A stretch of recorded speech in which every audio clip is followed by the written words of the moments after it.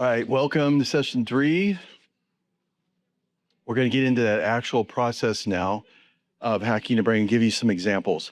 So our focus is that we know that the brain will take things and process them.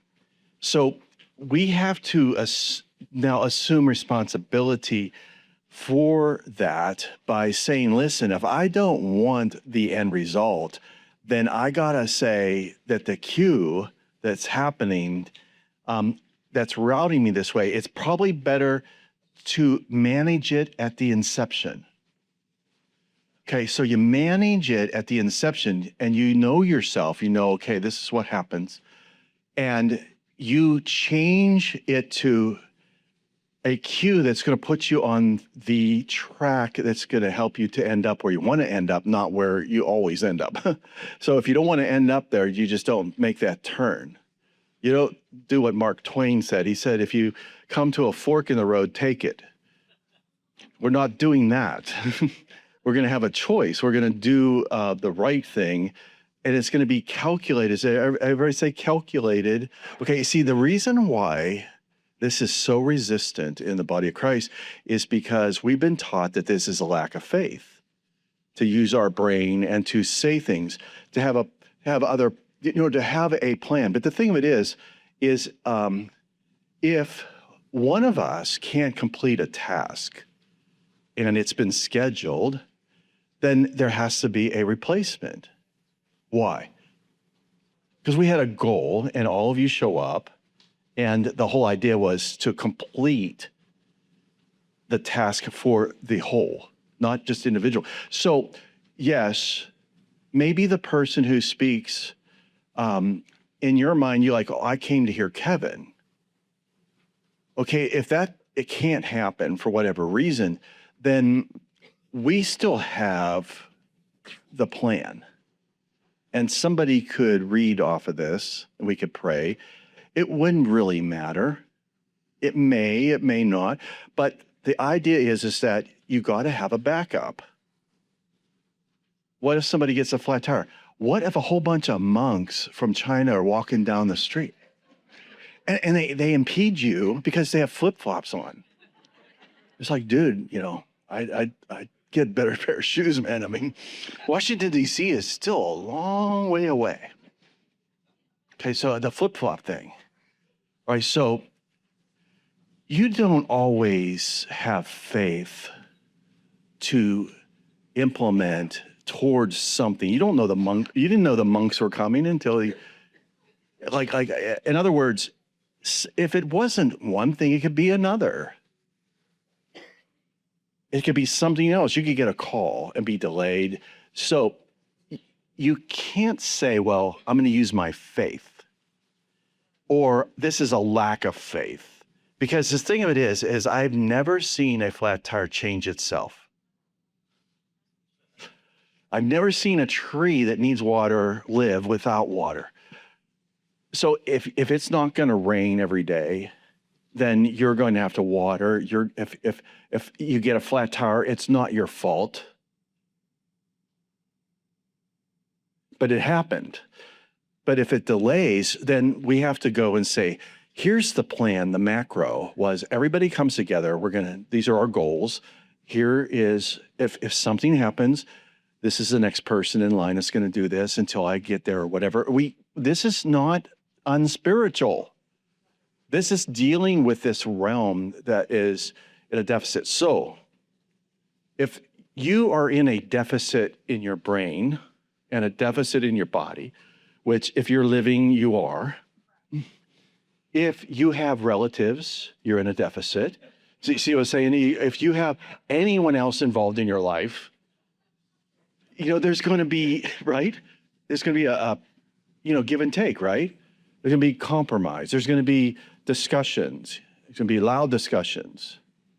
Then there's going to be, I'm not doing this. Well, okay, I'll do it by myself, So you have to make decisions based on other people's decisions. Okay, that is not your fault. That is not a lack of faith.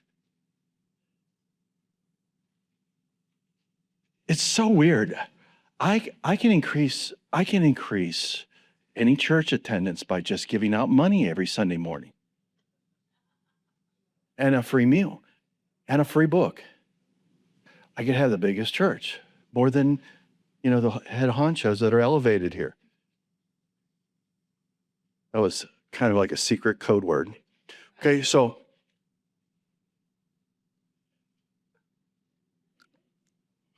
I can pump my muscles up and preach I can do all that.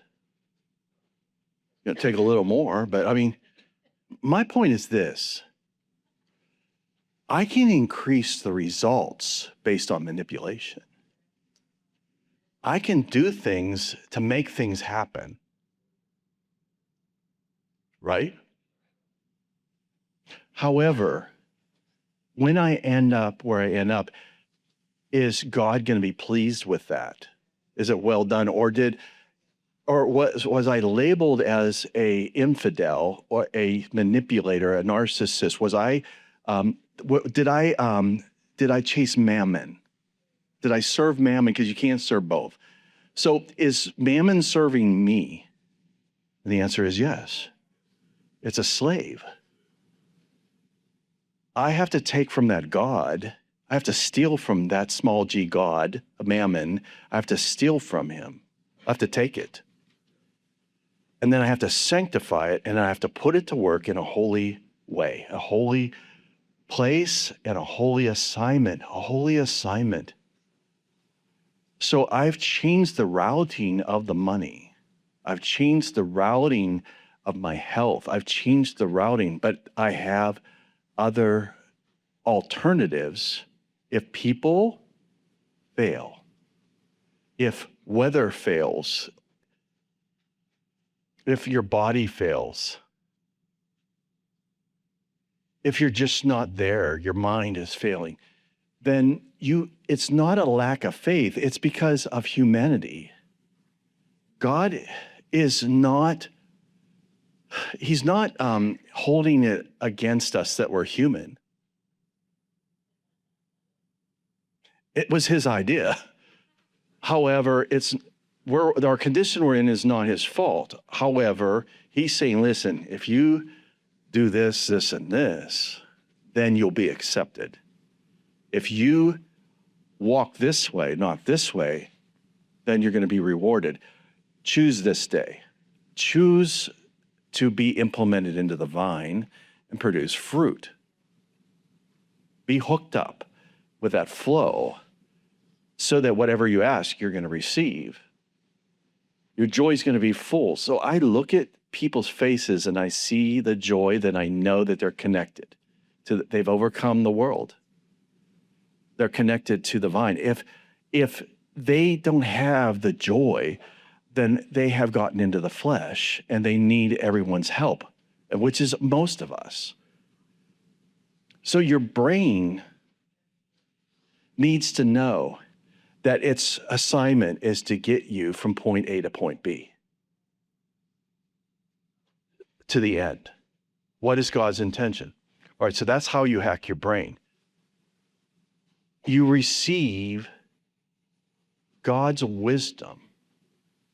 So I asked this question, why are you here? Why are we here?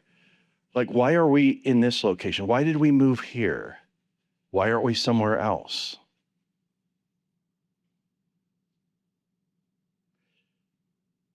I received my knowledge and my wisdom on that question. I was born in a certain territory to take out entities that were there in Pennsylvania. That's why I was born there. Those head honchos there are different than just a couple hundred miles in any direction. And just like here, I'm sent here to take out entities.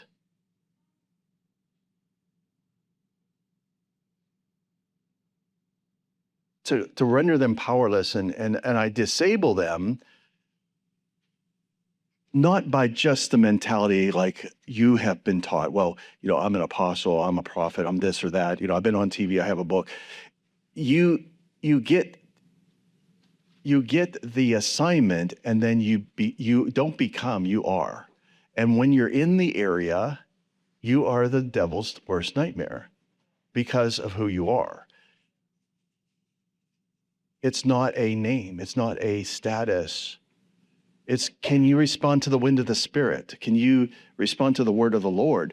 Can you, in any storm, can you be the one that stands up and says, be calm? That's your assignment. Whatever is inside of you must come out. So being attached to the vine gives you joy, because it says, whatever you ask in my name, it shall be given to you, so that your joy will be full. And it also talks about the fact that the Father's will be done. This is going to bring joy to you, and it's going to bring joy to the Father as well. All right, so anything in between this, we call it the journey. It's can't always be trials. You can't always be fighting the devil. You see, you have to train yourself to get the devils to fight themselves.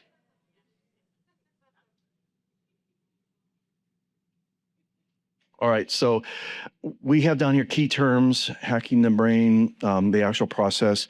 I wish I had a page number for you. It's the third section. Knowledge versus wisdom. Wisdom is timely invitation. It reigns in the soul and emotions. Okay, so the wisdom has to come to you when to implement something. Comes from the Spirit, but it has to go into your soul. And then you have to say, listen, it's just not the time yet, or it is the time yet. And then you got to win people over in their soul.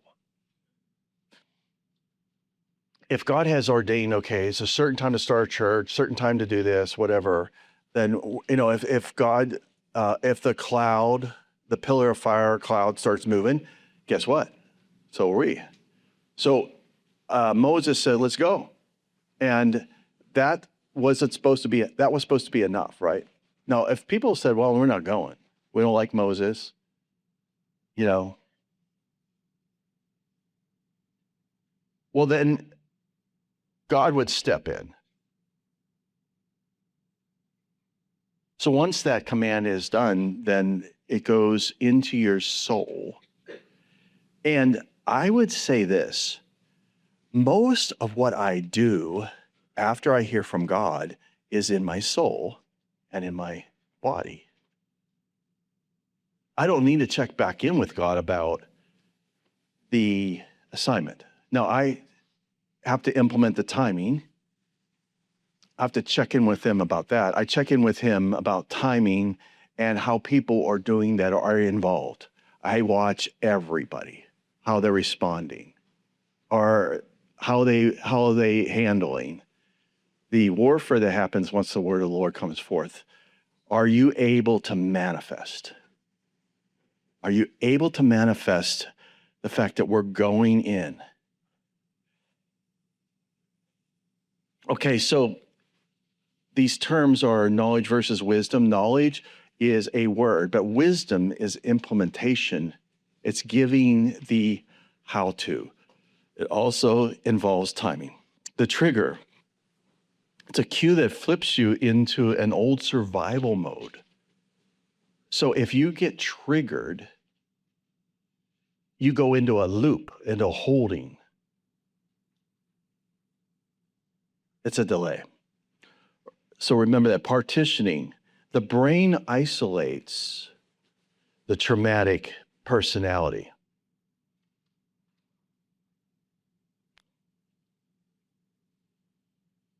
Okay, so your personality can be partitioned and isolated. Your brain, when you go through trauma, in order to deal with that, it partitions. So you'll see people go in and out of it. They'll go back to that survival mode. They retreat.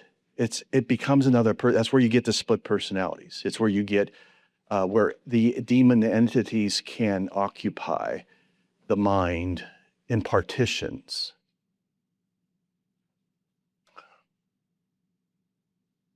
Now, you understand why I can't always share this stuff in public, because, people the demons flip out, but people flip out too.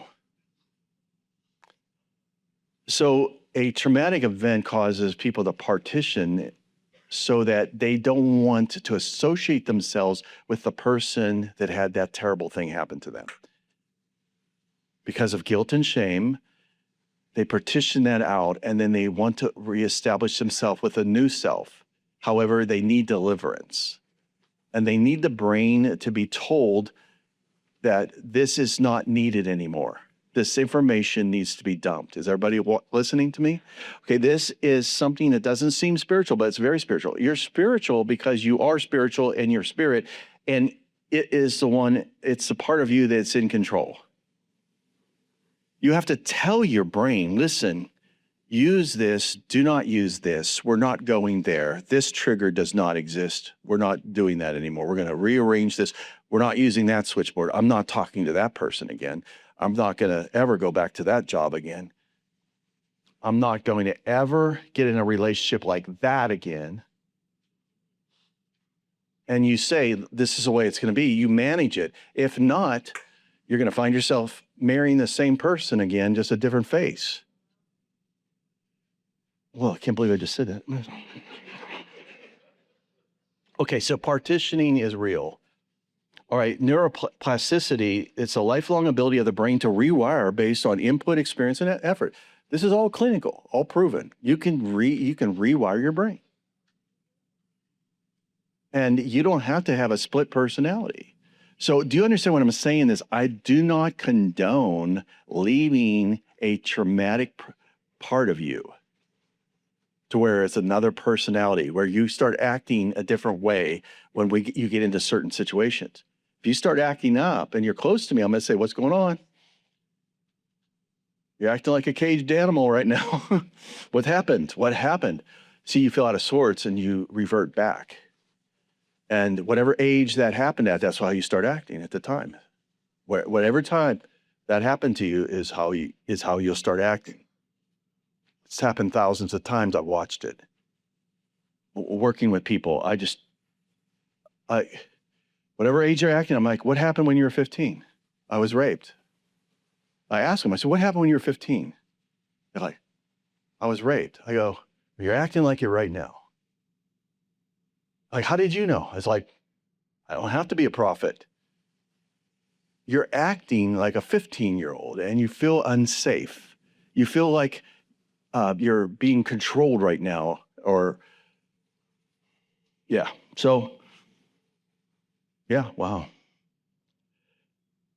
So these things are the other thing that nobody wants to talk about is habit loops. We got habit loops. Repeatable cycle, cue, behavior, reinforcement. You gotta create new pathways and anchor those pathways. So you got to redefine these parts that we've talked about all morning. So, fully convinced, the mind is settled on God's faithfulness and His word. So fully convinced is another key to this session. Okay, I just got a couple minutes left here. I'm sorry. We'll meet back at this afternoon. It says, what really happened when people act up? Glad you asked. Okay, they hit a limit and they portal out. They go to a safe zone that they had to go to every time they got beat, every time that they had traumatic events happen. They portal, they go back, they cower.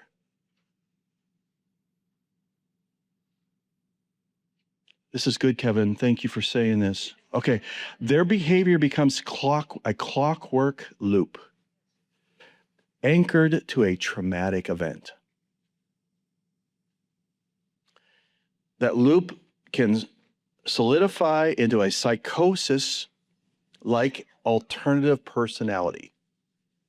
The brain does this to survive, but it can be retrained. Okay, so I'm going to stop here because I have a word of the Lord. Satan can weaponize your belief system. They can weaponize it. So if you have these loops and you want to get out of them and you need counseling, which most of us do, most of us need counseling to help us through these loops. One of the things that happens is what I talked about with a scar is you automatically expect to be rejected. You automatically expect certain things to happen, which there is no evidence that it's going to happen yet. So if you're like if you're in to me, you can be in customer service, you can be in sales, you can be in different things. You can just be in a profession where you're just an expert at something, and they say, okay, I want my yard this way, and you just do it. It's like, and you ask them several times, is this the way you want it? And the reason why you do that is because you don't want them to hold a grudge against you the next time you show up and you do it again the same way, because that's what I assume, because I asked you. It's like, well, the grass is cut too short. It's like, okay, I'm going to adjust that, no problem. So you fine tune that, and then you provide a service, but it's tailored, right? But sales is a different thing. Like sales, you're going to get like a certain amount, which isn't going to be a lot as a guarantee, because you're in sales. It's going to be by commission, right? So that's different than lawn care or surgery. You don't ask the person, what would you like me, what if I do this, you want to be out for 2 hours? You want me to do 2 incisions? No, it's like, I need this done. You're the boss. Just don't kill me. Okay, so certain professions, it's like they're hired to do something because they're experts at it. Okay, so there's different classifications. So if you're in sales, if you're not fully convinced of your product, please quit. Right? Because you're not going to portray that. I've had people talk me out of it. I'm like, dude, what are you doing? I feel bad. Like, I'm going to buy it just because you're going to starve. Okay, so if you classify yourself as service related, then you provide a service, but you have to make sure that the people you're providing the service for are fully aware of what it entails. And if you're going to tailor it because you want a permanent customer, you're going to have to ask them, okay, so what is it that you're looking for? And after you do it, you check in with them, or you have a permanent customer. And it doesn't matter that you asked them and they didn't tell you. All that matters is, do they call you back or not? That's just part of what this is about. So in Christianity, in your walk with God, your whole goal is to please God, right? But the other side of this is your brain is not being educated. This is the word. It's not being educated that you are pleasing to God. You want to be pleasing to God, which means that it's some sort of forward thing that may happen soon, may not, but I'm going to strive to please God. Well, that's works. You see, I'm pleasing to God already because of grace, because of the salvation, because of the giftings that have been given to me by grace. I have already pleased God, but it's a status. It's a position through Jesus Christ.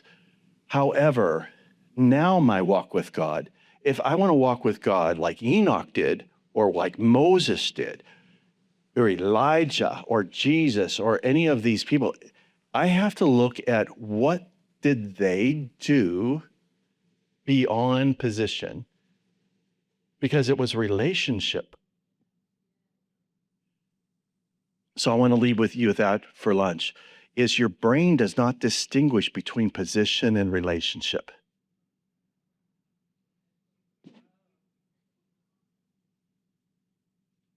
So it's so easy to get back under the law to where Paul has to write you and say, you started out so well. Are you going to finish in the flesh what you started in the spirit? Who's bewitched you? What witch has put a spell on you? Who has stepped in and ruined your stride is what all these are different translations. The hillbilly says, get her done. Hillbilly translation. No, our brains don't recognize relationship versus position. I had a position at Southwest. Everything was fine until I didn't show up. Or if I showed up and didn't do my job. Everything's fine. That's position. Herb Kelleher didn't call me every night and say, hey, how was your day? What you doing right now? You know, the president didn't call me every night. I didn't have a relationship with him. I had a position. Now, I eventually had a relationship, but he was Herb. And when he was done with you, he went on to someone else, And I'm like, he said, I got 100,000 people I got to visit, Kevin. All of a sudden, he's on to the next thing. See, because he's managing 100,000 employees, but he didn't check in with me every night, but he remembered my name every time. And he gave me time. He made eye contact with me. He wanted my advice. He asked me questions about how should we do things differently. But the relationship that I have with God is I can ask him what is on his heart. So if I would ask Herb, like, what's bothering you? I noticed you had 6 drinks in the last 10 minutes. What's bothering you? And he'd say, none of your business.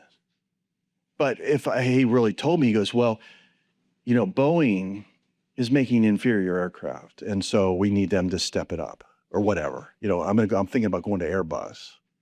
And, and then this, and these leases are due. And, the flight attendants want to raise. So if he just were truthful with me, I'm like, you know what? Above my pay grade. And I'm not asking for a raise anyways. So Herb, don't worry about me, But if you really want to know and you transfer over into relationship, it's different than position. So the word of the Lord is this, is that God has called us to be positional, but also to go further and be relational. To be relational, you're going to have to change your thought processes.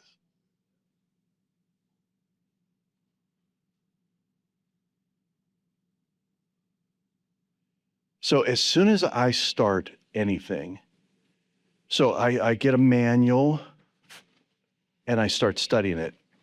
When I open it and I hear that crack of that book, and I look at the index and I go like this, I smell the paint.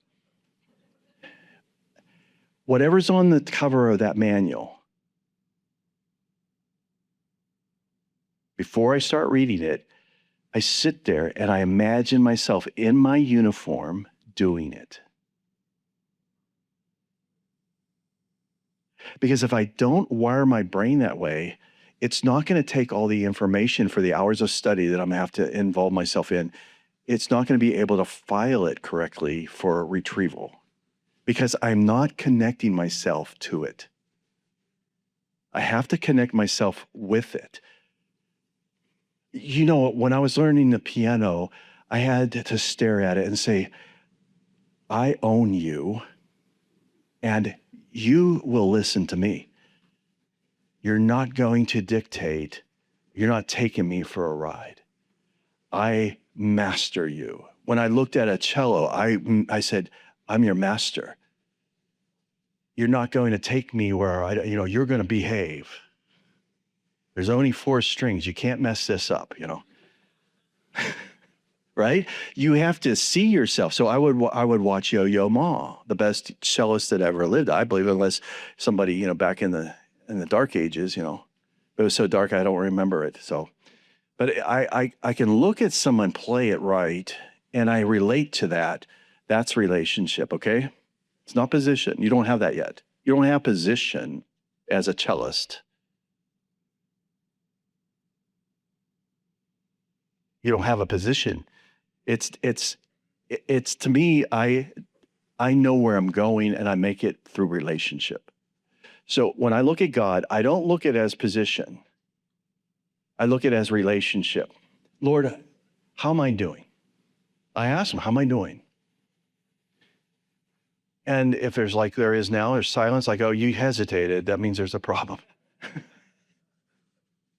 And then you hear this document come out, it's like 40 pages. Well, let's start with this. No, you see, my mentality is this. I have course correction within movement.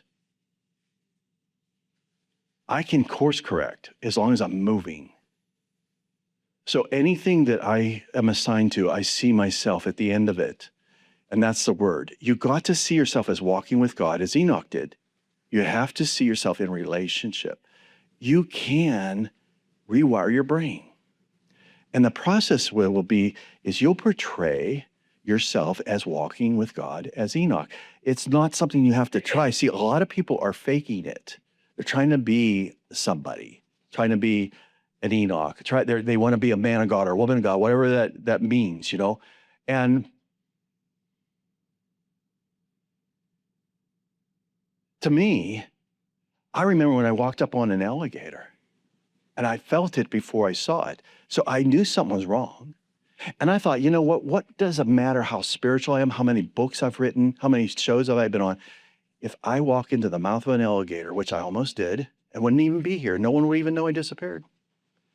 Okay, so what would it matter? So what is being spirituality meant? It's not the books, it's not the TV show. It's the fact that in my spirit, I stop because something's wrong. I'm about to become lunch. That's spirituality. That's spirituality. That's relationship. That is not position. Yes, I'm a man of God. I'm also a tasty man of God that just got eaten by an alligator that is really a hybrid, you know? Now think about it, is if I wire my brain right, I'm going to walk in relationship, okay? So the word customize comes. You customize yourself, you groom. I'm training you, right? What are you being groomed for? You're being groomed to be a person who hears from God and can walk it out. That's relationship. It's not position.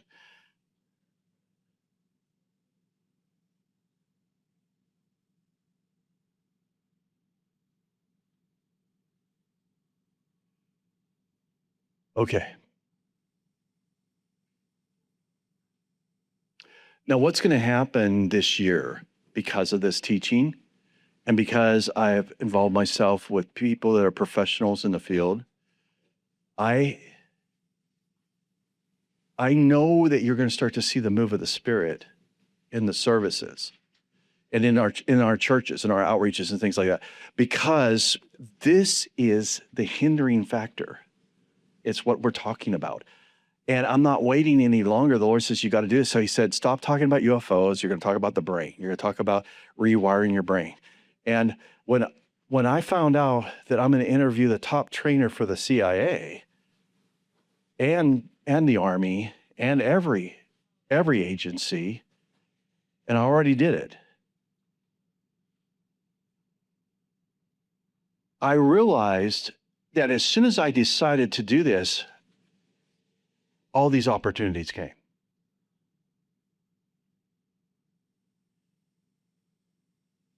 And I realized that the church needs to do this, but how many of you think there'll be a large group of people that come in through this? Or do you perceive, like I do, is that, because I'm leading you, is that people, they want to stay out of the know. They don't want to know. Like, they don't want to know, okay, it's just too hard or it's too complicated, or they want somebody to do it for them. So they, and so I have to tell you, I need your help. all the students, partners, where we're doing these ranches, we're doing all this. But what I need your help in is this, is listen, I don't claim to know everything or be the corner on the market on anything. However, I do perceive the need based on being on the other side and being sent back. That being said, the contrast is alarming. The alarming contrast is this. I know what God has for us. I know very little of it comes to pass. And I thought if I can start at the lowest level with us in the mirror and build it from there, we can affect more people. So I need your help. I need you to be fully convinced of what God is doing with you and your involvement here with Warrior Notes, so that you can be the answer and the problem solver. I want you to be able to sit with people and coach them, mentor them. Be smart enough to know I'm not going to be manipulated. I don't want to marry you. I just want to help you.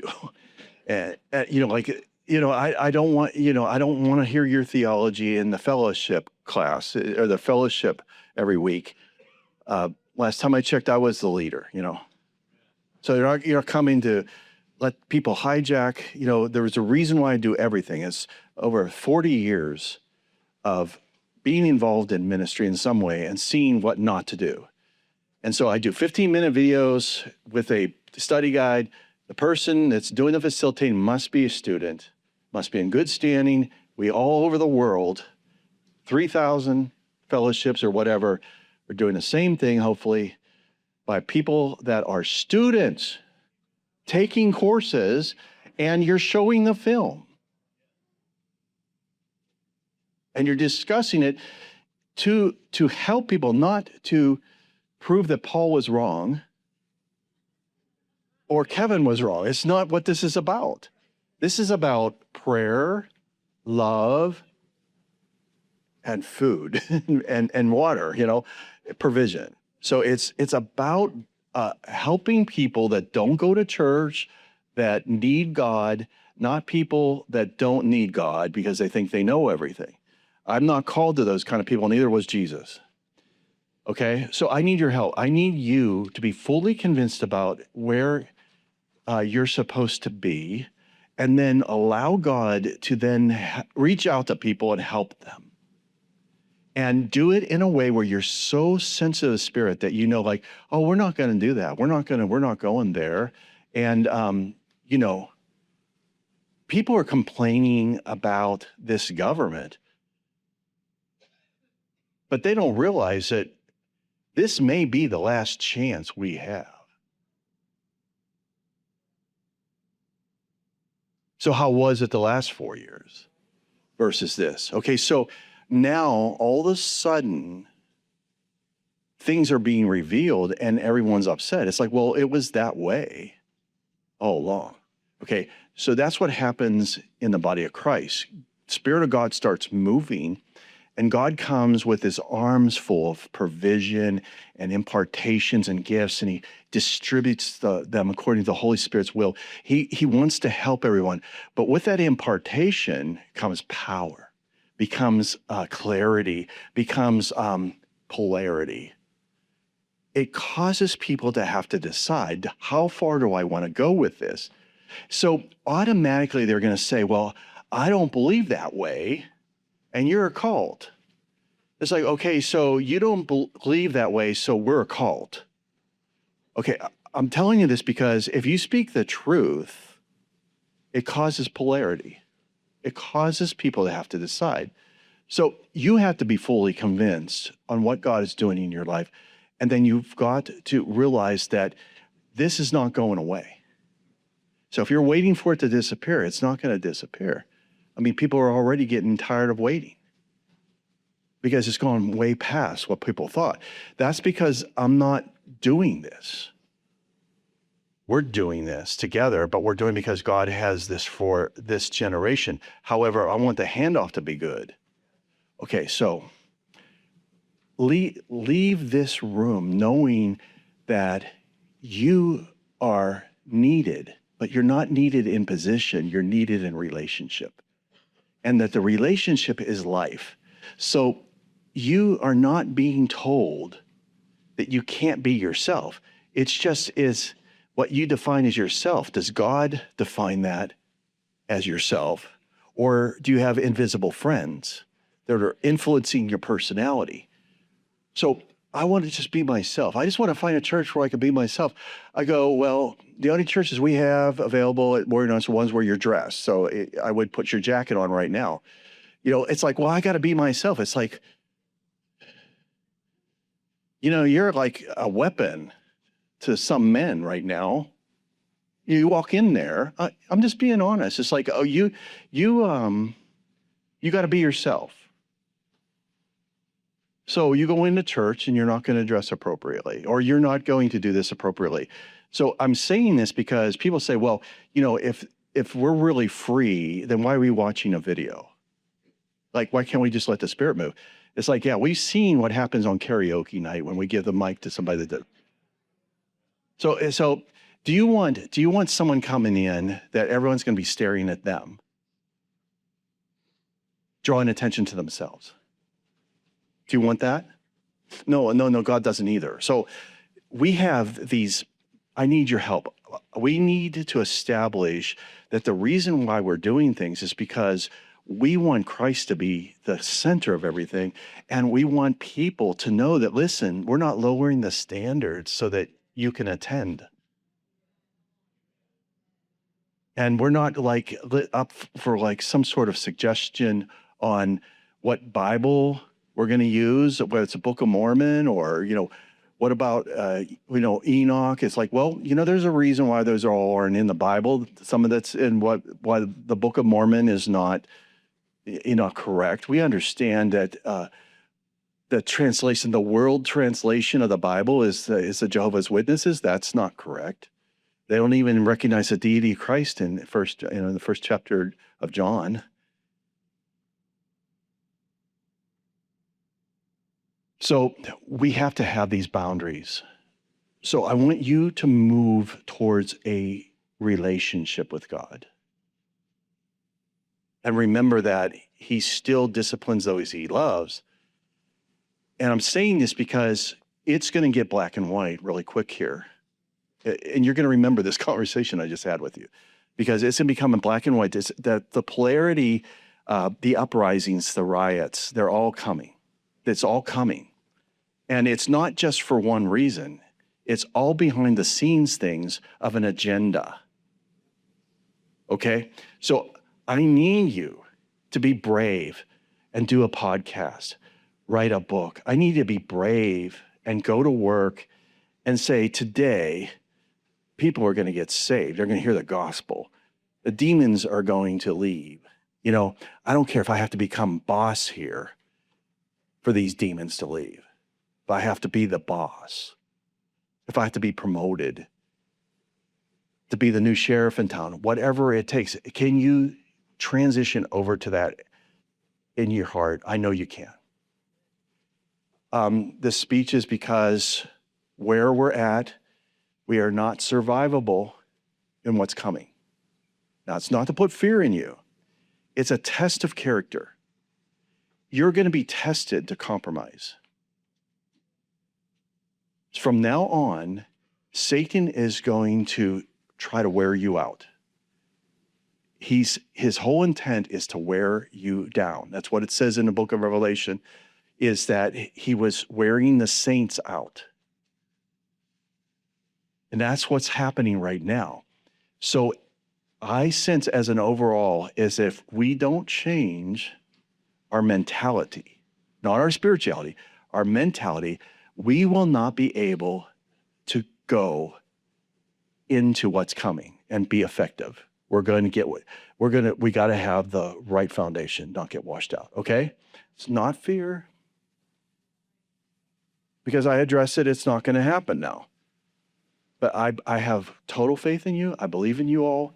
But at this point, you're going to have to realize that whatever you believe, whatever you say, however you act, it polarizes. It causes a shift. People have to decide what they want to do with you. They have to calculate if I'm friends with them, I can't do this anymore. I can't say this anymore. I can't be this way. I can't, I got to lose all my friends. That's the first thing I hear when I lead somebody to the Lord. Do I have to give up my friends? I go, trust me, you're going to want to after this prayer. No, like in other words, it's just, the shift happens. You know what I'm talking about? I heard it. Like I heard people say, man, you changed. What? You ain't the same anymore. You haven't sworn. I haven't heard you swear in months. It's like God took it away. I became a Christian. God took it away.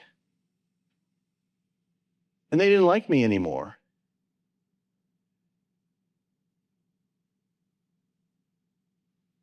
I remember going to a Kansas concert.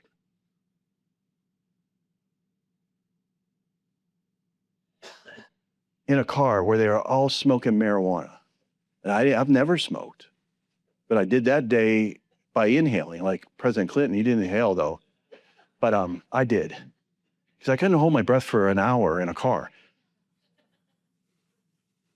Okay, so they're all smoking doobies. We're going to and I realized, you know what? I don't need to be doing this. I'm a Christian now. So they were mad at me because I didn't get high. No, the thing was, it was a miracle. Because even the bugs in the carpet were getting high.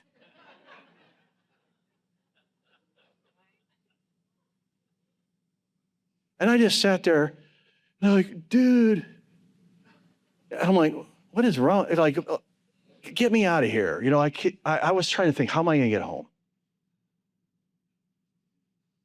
So they didn't like me. They didn't want, they're like, then they said, well, you know, so-and-so said, don't take Kevin anymore. He's like a wet blanket. Okay, so what happened? So do you realize that as you increase in the Word of God and in prayer, your spirit is touching the holy, is touching the depths, and people will not be able to understand what they're feeling, is that you're fully convinced.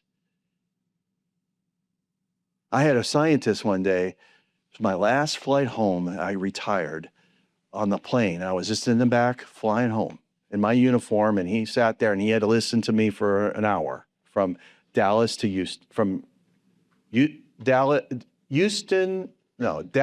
to New Orleans. I go, I got an hour. So he's looking at all this data about creation versus, you know, Darwinism and all that. And he's going into the planets, and I'm, you know, he's like way above me. And he's really good, and he's very kind. And I says, well, yeah, but what about this? And he goes, well, you know, there's some data on that, but, you know, it's it's compelling, but, you know, I says, well, you know, actually, what you're saying is only like 4%. He's like, I go, well, check it out. I said, John Hopkins, you know, University, if you check the study, I'm like, he's like, so I started like, and then he's like, oh man. So now he's got a lawyer up. So he's thinking, okay, I'm not talking to some like Bible thumper.